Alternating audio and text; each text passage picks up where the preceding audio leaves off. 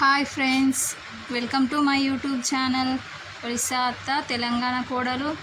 Sunday అయితే ఈరోజు special మా ఇంట్లో చికెన్ కర్రీ అయితే చేస్తున్నాం. మీ ఇంట్లో ఏం కర్రీ చేశారు స్పెషల్? కేజీ వరకు అయితే చికెన్ తీసుకున్నాం. అల్లం వెల్లుల్లి అయితే పొట్టు తీసి ఇలా దంచి పేస్ట్ చేసుకుంటున్నాం. చికెన్ అయితే శుభ్రంగా కడుక్కోవాలి. అల్లం వెల్లుల్లి అనేది దంచి వేసుకుంటే టేస్ట్ అనేది బాగుంటుంది. మా అత్తమ్మ అయితే కొత్తగా నాన్ స్టిక్ కడాయి అయితే మొన్ననే తీసుకున్నారు. కర్రీ అయితే దీంట్లోనే చేస్తున్నాం. కడాయి వేడైన తర్వాత కొద్దిగా ఆయిల్ అయితే వేసుకుంటున్నాం.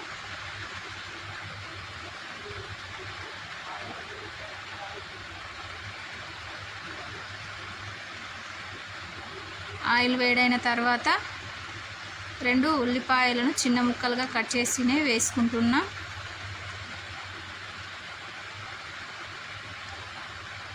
బగారా ఆకు, సాజీరా, ఇలాచి, లవంగం, 2-3 పచ్చిమిర్చి వేసుకోవాలి. మీకు స్పైసీగా కావాలంటే ఇవి వేసుకోవాలి.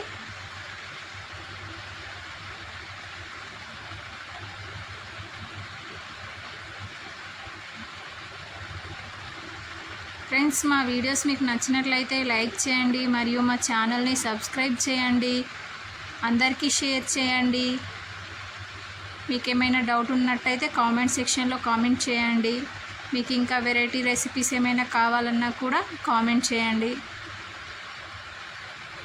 చూడండి, ఇలా శుభ్రంగా కడిగి ఒక గిన్నెలోకి అయితే తీసుకుంటున్నాను చికెన్. మా ఆయన అయితే నా కోసమని లెగ్ పీస్ అయితే కొట్టించుకొచ్చారు.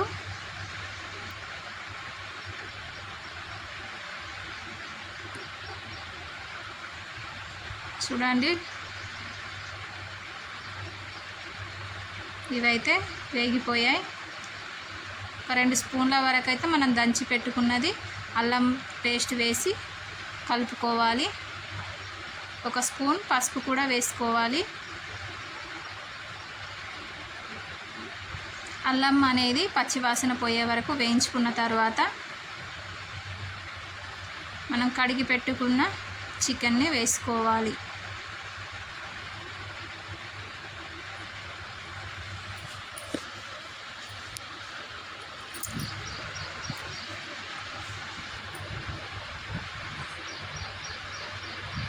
చూడండి, ఇది మొత్తం వేసుకొని ఒకసారి మంచిగా కలుపుకోవాలి.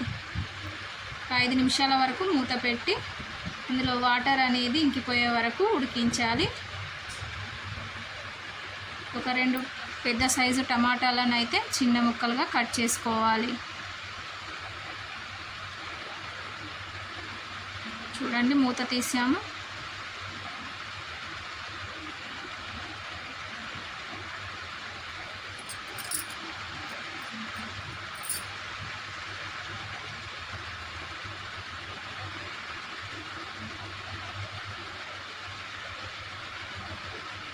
వన్ అండ్ హాఫ్ స్పూన్ అయితే సాల్ట్ అయితే వేసుకుంటున్నాం.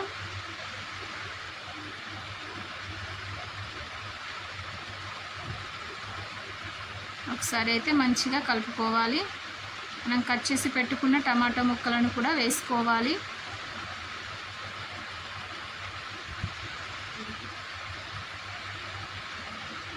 ఇవన్నీ వేసుకున్నాక మంచిగా అన్నీ కలపాలి.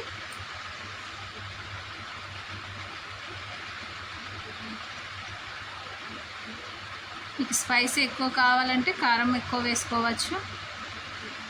మేమైతే 2 స్పూన్స్ వరకు అయితే కారం వేసుకుంటున్నా.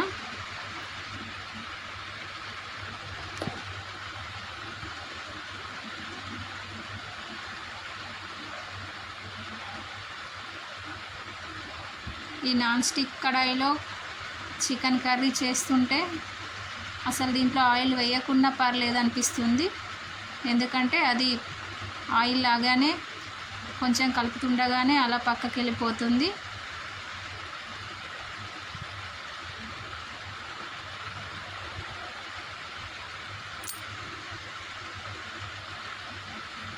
ఒక స్పూన్ అయితే ధనియా పౌడర్ వేసుకున్నాం. చికెన్కి అంతా పట్టేటట్టు మంచిగా కలుపుకోవాలి. మీ ఇంట్లో మీరు ఇలాగే చేస్తారా? కామెంట్ చేయండి. మళ్ళీ మూత పెట్టి ఒక 5 నిమిషాలు ఉడకనివ్వాలి.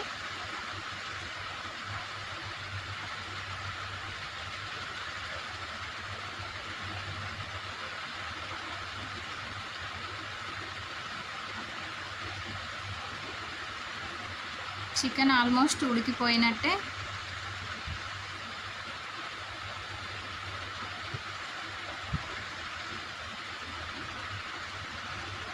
చూడండి, చూస్తుంటేనే తినేయాలనిపిస్తుంది. మీకు కొంచెం ఒకవేళ గ్రేవీ కావాలనుకుంటే కొద్దిగా వాటర్ వేసుకోండి.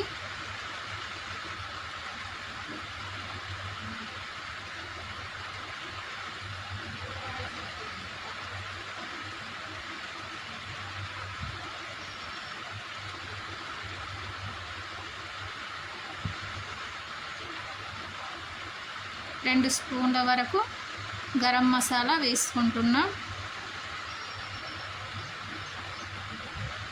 మేమైతే చిన్న స్పూన్ అని చెప్తున్నానని పెద్ద స్పూన్ అనుకోకండి.